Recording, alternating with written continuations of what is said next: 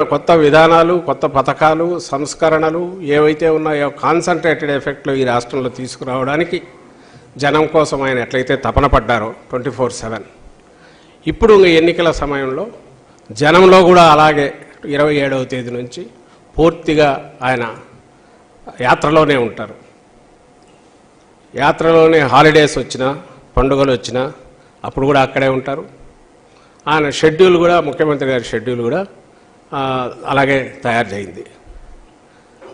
ఇందులో 27వ తేదీ ఉదయం ఇడుపులపాయలో దివంగత మహానేత రాజశేఖర రెడ్డి గారి సమాధి దగ్గర నివాళులు అర్పించి ఆ తర్వాత ఆ రోజు సాయంత్రం మధ్యాహ్నం 3:30 తర్వాత ప్రొద్దుటూరు చేరుకుంటారు బస్సులో.